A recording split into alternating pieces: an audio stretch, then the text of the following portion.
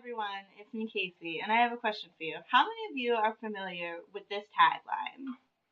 Bob Barker reminding you, help control the pet population. Have your pets spayed or neutered.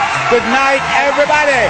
So, for those of you who don't know, that was Bob Barker, and he was a host on The Price is Right from 1972 to 2007. Now, during his time as host, he adopted this tagline because he was a huge supporter in pro-spay, pro-neuter. It became so popular that when he was replaced in 2007, Drew Carey, actually, the new host, actually continued with that tradition.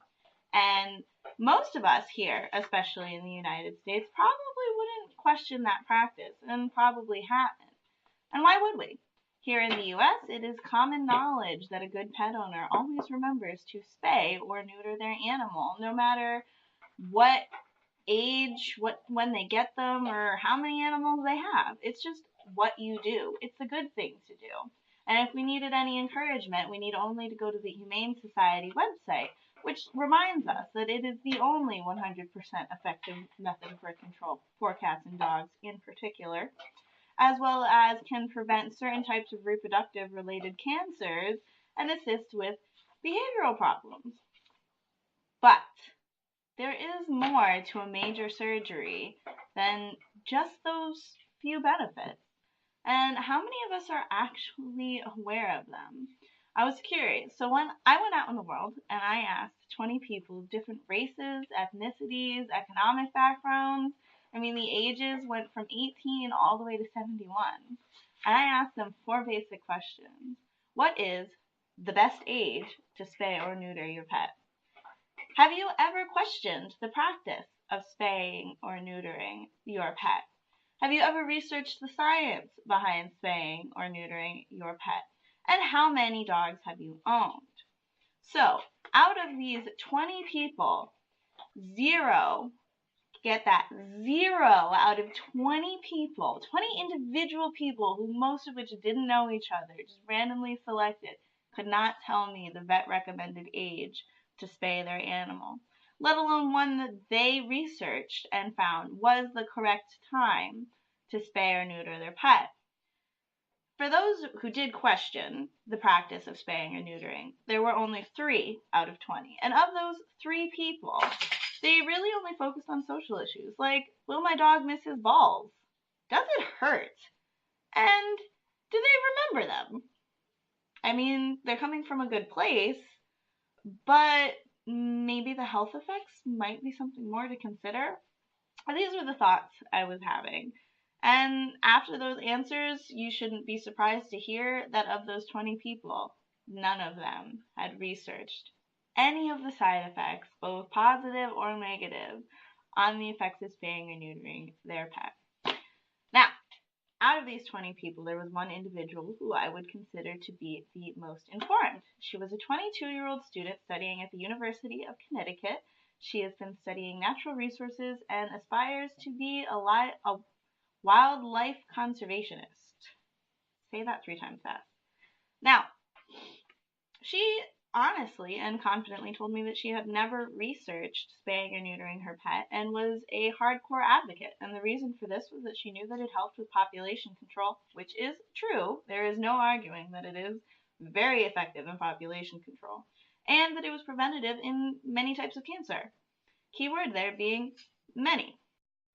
So, after interviewing the UConn student, it occurred to me that her message was much like the message that I received from the Humane Society. Spaying your pet is good. Neutering your pet is great. You're going to keep the population control down and prevent cancer. Yay! Alright.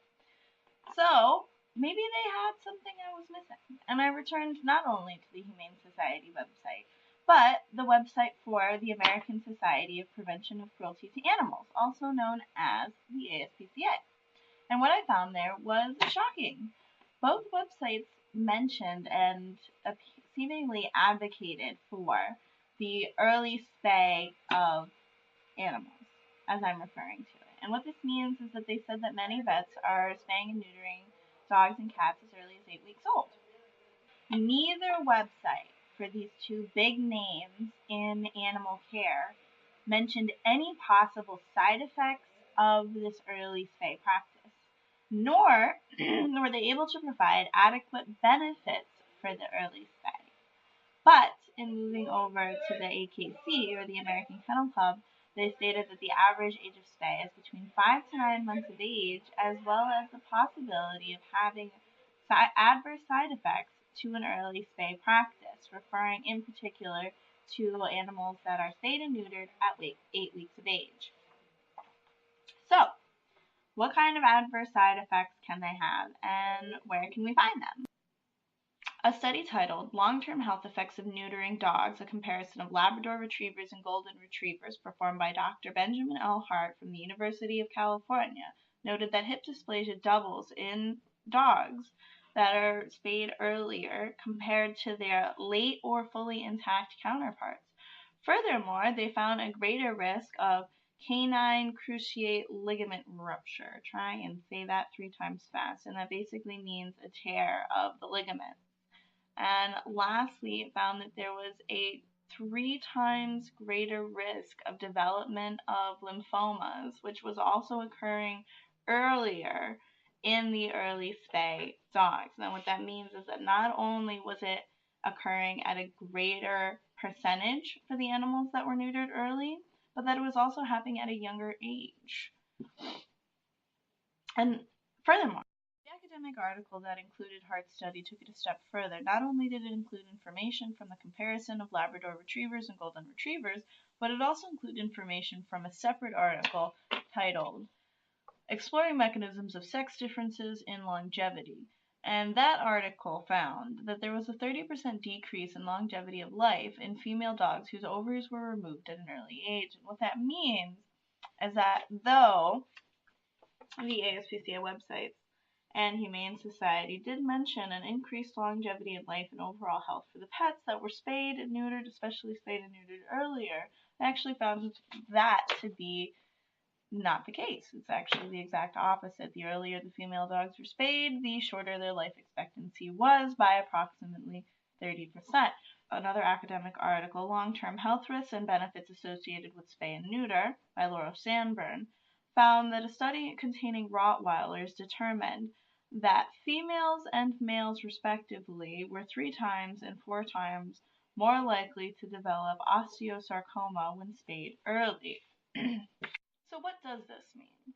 Despite what Bob Barker, the Humane Society, the ASPCA, and sometimes even our own veterinarian would have us believe, there are risks associated with spaying and neutering your pet, and you should always do the research and look into what is going to be the best option for your animal. For example, if you have a breed that is very susceptible to bone diseases already, you should probably consider doing it at a later age, as current studies are showing an increase at bone-related issues as a result of early spay. Now, if you have a breed that isn't at risk for those sorts of things and is going to be a-okay by your standards, then do it.